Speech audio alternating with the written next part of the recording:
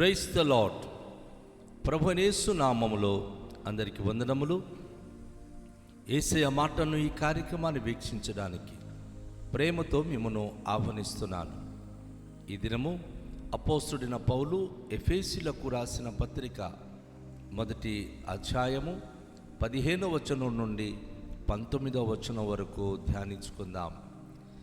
ఈ హేతువు చేత ప్రభు అయిన యేసు నందలి మీ విశ్వాసమును గూర్చి పరిశుద్ధులందరి ఎడల మీరు చూపుచున్న విశ్వాసమును గూర్చియో నేను వినినప్పటి నుండి మీ విషయమై మానక దేవుని కృతజ్ఞతాస్తుతులు చెల్లించుచున్నాను.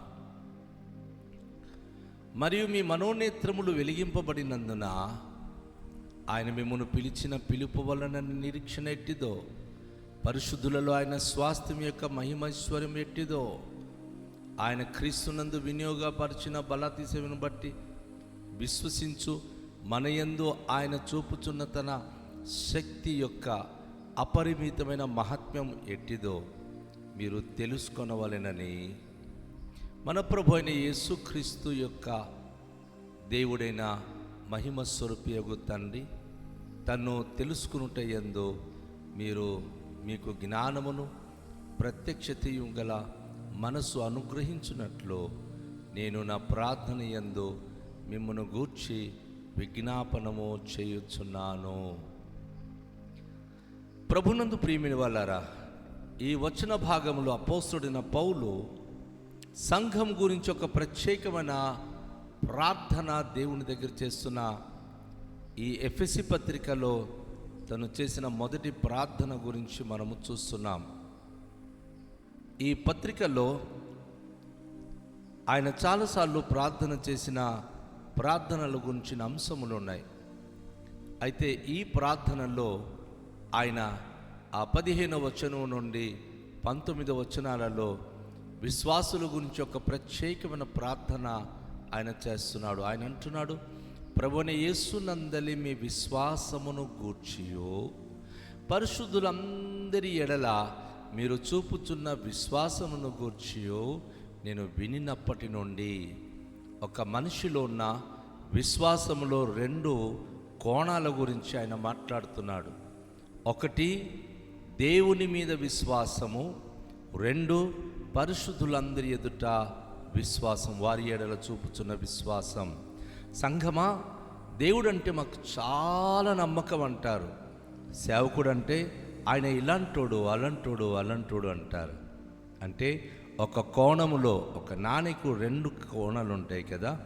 ఒక కోణం కనుక పాడైందనుకోండి, ఏమి కనబడకపోతే అది చెల్లదండి. 2 వైపు బొమ్మ బురుషు అంటారు కదా, 2 క్లియర్గా ఉండాలి, అప్పుడు అది చెల్లుతుంది. ఏది కనుక గొరికేసి ఒక బొమ్మ లేకపోతే అంకె లేకపోయినా చెల్లదది. ఈరోజు విశ్వాసులు ఈ స్థితికి దిగజారిపోతున్నారు. కానీ అపోస్తలుడైన పౌలు ఎఫెసీ సంఘానికి ఆయన చాలా అప్రిషియేషన్గా మాట్లాడుతూ అంటున్నాడు, మీకు దేవుని పట్ల ఉన్న విశ్వాసము గూర్చి, అలాగే పరిశుద్ధులందరి ఎడల, దైవ సేవకులు ఎడల మీకున్నటువంటి, మీరు చూపుతున్న విశ్వాసం గూర్చి నేను విన్నప్పుడు అవన్నీ నాకు వినబడినది. మీరు ఎలాంటి విశ్వాసము కలిగిన వారు, దేవుని పట్ల మీకున్న విశ్వాసము, సేవకుల పట్ల మీకున్న విశ్వాసం విన్నప్పుడు మీ విషయమే మానక దేవునికి కృతజ్ఞతాస్తుతులు చెల్లించుచున్నాను. ఏదైతే మీ దగ్గర నుంచి వింటున్నానో, ఏదైతే మీ విషయంలో విన్నానో, ఆ విన్నప్పటి నుండి మీ విషయంలో నేను అసలు ఏమాత్రం మానక, ఎఫెసీ సంఘమా, మీకోసం దేవునికి కృతజ్ఞతలు చెల్లిస్తున్నాను. గమనించారా? కొరింథీ సంఘానికి రాసిన రాతలో భావం వేరే, ఇప్పుడు గలాతీ సంఘానికి అప్పుడు రాసినప్పుడు ఆ రాతలో భావం వేరే. ఎఫెసీ సంఘానికి వచ్చినప్పుడు ఆ సంఘస్థులను గురించి వారు 2 కోణాలలో ఉన్న ఒక 2 అద్భుతమైన అనుభూతి కలిగిన విశ్వాసులు దేవునికి ఎంత నమ్ముతున్నారో తమ సేవకుని పట్ల కూడా అదే నమ్మకం ప్రదర్శిస్తున్నారు. కనుక వారి విషయంలో అపోస్తలుడు పౌలు అంటున్నాడు, నేను మీకు మీ విషయములో దేవునికి కృతజ్ఞతస్తులు చెల్లించుచున్నాను అంటాడు. ఆయన నెక్స్ట్ వచనములో ఆయన ప్రార్థన మొదలుపెట్టాడు. ఏమని? మీ మనోనేత్రములు వెలిగింపబడినందున. ఇక్కడ దాదాపు 5 విషయాలు ప్రార్థనలు, 6 విషయాలు ఆయన ప్రార్థనలో జ్ఞాపకం చేస్తున్నాడు. ఒకటి, మనకు ఏ పిలుపుతో దేవుడు పిలిచాడో పిలిచినప్పుడు మన మనోనేత్రములు వెలిగించబడినందున. ఒకప్పుడు మనస్సు గుడ్డిగా ఉండేది, సత్యం ఏమిటో మనకు తెలియదు. కానీ ఇప్పుడు దేవుడు మన మనస్సు వెలిగించాడు. గుడ్డి అయిన మనుషులు పట్టిన కుందెలకి 3 కాళ్ళు అని పట్టుకుని పరిగెత్తుతూ ఉంటారు. విశ్వాసులు కూడా అలాంటి వాళ్ళు ఉన్నారండి. ఇదే నిజము, పాస్టర్ గారి అబద్ధం చెప్పింది అబద్ధం అంటారు. వాళ్ళు గుడ్డి నమ్మకం కలిగిన వాళ్ళు. దైవ సేవకుడు దైవ వాక్యమును వర్తమాన బోధించినప్పుడు ఆ బోధ మీకు ఎలా వినిపిస్తుంది? దైవికమైన బోధగా వినబడడం లేదా? మీ మనసులో సాతాను గుడ్డితనం చేస్తున్నాడు. ఆ గుడ్డితనం ఉన్నంత వరకు బైబిల్ ఉన్నటువంటి విషయాలు మీరు వెలిగించబడలేరు, అది మీరు చూడలేరు. మీ మనోనేత్రముడు ఎప్పుడు వెలిగించబడుతుందో, మీ మనస్సు వెలిగించబడిన తర్వాతే బైబిల్లో ప్రతి మాటలు అర్థమవుతాయి మీకు. సేవకుడు చెప్పే ప్రతి మాటలందు లక్ష్యం ఉంచుతారు మీరు. మొట్టమొదటిగా మన మనోనేత్రం వెలిగించబడాలి. రెండోదిగా మనను పిలిచిన పిలుపు వలన నిరీక్షణ ఎట్టుదో మనం తెలుసుకోవాలి.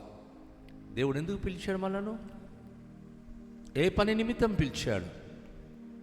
మన గొప్పవారమని పిలిచాడా? జ్ఞానవంతులని పిలిచాడా? శ్రేష్ఠులని పిలిచాడా? అర్హత యోగ్యత లేని వారమని, లోకంలో బలహీనులైన వారిని, తృణీకరింపబడిన వారిని, ఏ అర్హత లేని వారిని దేవుడు పిలిచాడు. నా ప్రియ సహోదరి, నా ప్రియ సహోదరుడా, అందులో నువ్వు ఉన్నావో లేవో పరీక్షించుకో. ఏ అర్హత యోగ్యత లేకపోయినా నిన్ను యోగ్యురాలు యోగ్యుడు అని కనుక నిన్ను నువ్వు చెప్పుకొని నీ మనసులో అనుకొని నువ్వు వెళితే దాని ద్వారా నీకు ఆశీర్వాదం కాదు. కనుక మనోనేత్రం వెలిగించబడాలి. మన పిలుపు విషయంలో మన నిరీక్షణ, ఏ ఆశతో మనం పిలువబడి ఉన్నామో, దేనికోసం దేవుడు పిలిచాడో ఆ నిరీక్షణ ఏంటో తెలుసుకోవాలి. మూడవదిగా పరిశుద్ధుల స్వాస్థ్యం యొక్క మహిమైశ్వర్యం ఎట్టుదో తెలుసుకోవాలి. దేవుని పరిశుద్ధులు, దేవుని యొక్క గొప్ప ఔన్నత్యమైనటువంటి దేవుని యొక్క మహానుభావులు, అబ్రహాము దేవుడు, ఇషాకు దేవుడు, యాకోబు దేవుడు, అనేక మంది పరిశుద్ధులు, వారు పొందిన స్వాస్థ్యము, దాని యొక్క మహిమైశ్వర్యం ఏంటో తెలుసుకోవాలి. పిలిచిన దేవుడు మనకు ఒక ఇల్లు ఇచ్చాడు, ఓ ఇదే మాకు చాలు, మనకేదో అనుకున్న కోరిక తీర్చాడు, ఇది చాలు అనడం కాదు. పరిశుద్ధుల కొరకు ఆయన స్వాస్థ్యం సిద్ధపరిచిన మహిమైశ్వర్యం ఎట్టుదో మనము తెలుసుకున్న వారమై ఉండాలి. మూడోదిగా, నాలుగోదిగా మనం చూస్తున్నప్పుడు ఆయన క్రీస్తునందు వినియోగపరచిన బలాతిశయం బట్టి విశ్వసించు మన యందు ఆయన చూపుచున్న తన శక్తి యొక్క అపరిమితమైన మహాత్మ్యం ఎట్టిదో తెలుసుకోవాలి. యేసుక్రీస్తునందు వినియోగపరిచిన బలాతిశయం. యేసుక్రీస్తు ఆ రోజు నీటిపైన నడిచాడు, గాలి తుఫాను అణిచాడు, మృతులను లేపాడు, వికలాంగులను బాగు చేశాడు. ఇవన్నీ క్రీస్తునందు దేవుడు వినియోగించినటువంటి శక్తి. అది శక్తి యొక్క అపరిమితమైన మహాత్మ్యము. అది ఎట్టిదో తెలుసుకోవాలి. ఎందుకంటే యేసుప్రభు వారు అంటాడు యోహాను సువార్తలో, నా యందు విశ్వాసం ఉంచువాడు నేను చేయు క్రియల కంటే గొప్ప క్రియలు చేయునని. నా దేవుని ప్రియ బిడ్డ, ఎప్పుడైనా ట్రై చేసావా?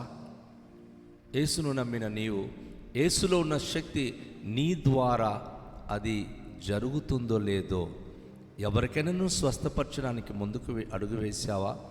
ఎవరి సమస్యలను పరిష్కరించడానికి నువ్వు ముందుకు వెళ్ళావా?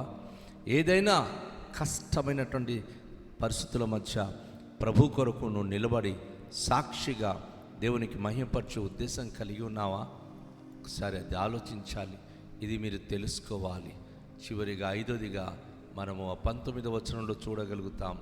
19వ వచనంలో ప్రభు అయిన యేసుక్రీస్తు యొక్క దేవుడైన మహిమ స్వరూపియగు తండ్రి తన్ను తెలుసుకునుట యందు మీకు జ్ఞానమును ప్రత్యక్షతయు గల మనస్సు అనుగ్రహించున్నట్లు.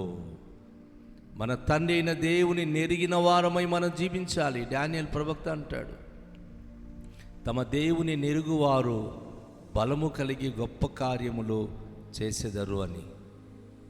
నిజమే, ఈరోజు దేవుని ఎరిగిన వారమై మనం జీవించాలి.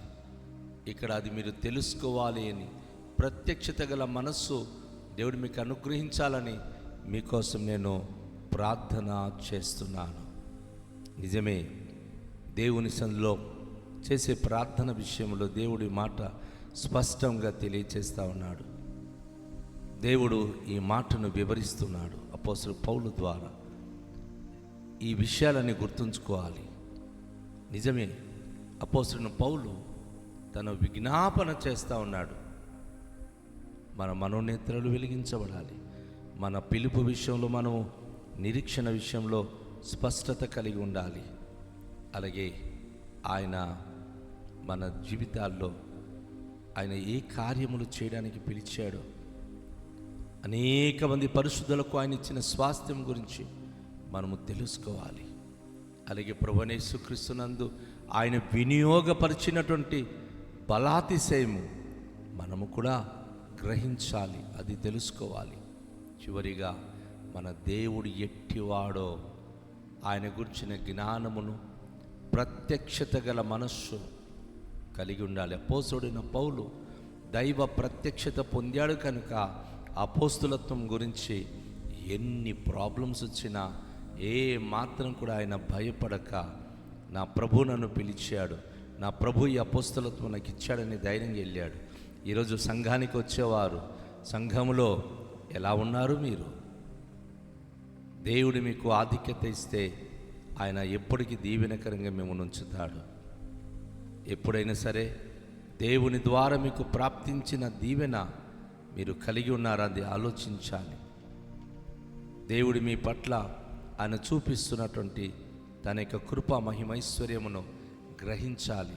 అందుకే అపోస్తలుడు పౌలు, మీ విషయంలో నాకు నా అనుదిన ప్రార్థనలో నేను విజ్ఞాపన చేస్తున్నాను, దేవునికి నేను విజ్ఞాపన చేస్తున్నాను. ఈరోజు అపోస్తలుడు పౌలు చేసిన ఆ ప్రార్థన మనకు, మీకు, నాకు, మనకు కలిగి మనం ఆధ్యాత్మికంగా శక్తిశాలులుగా జీవించేలాగున దేవుడు మనకు కృపదాయి చేయాలని ప్రార్థన చేద్దాం. దయగల తండ్రి, మీ పరిశుద్ధ నామానికి స్తోత్రాలు. ఈరోజు మీరు మాకు వినిపించిన ఈ ఆధ్యాత్మిక సత్యాన్ని మా జీవితంలో మేము గ్రహించి ఈ వాక్య ప్రకారంగా ఇదిగో అపోస్తలుడు పౌలు మా కొరకు చేసిన ప్రార్థన మా జీవితంలో ఫలభరితము చేయమని, ఈ 5 విషయాలు నిశ్చయంగా మేము కలిగి ఉండడానికి కృపనిమ్మని ఉదయకాశములో అమూల్యమైన మీ లేఖన భాగాలను ధ్యానిస్తున్న మేము ఆత్మీయంగా క్షేమావృతి పొందే భాగ్యం నిమ్మని యేసు నామములో ప్రార్థిస్తున్నాము తండ్రి, ఆమేన్. అందరికీ షాలోం. ప్రభు మనను దీవించునుగాక.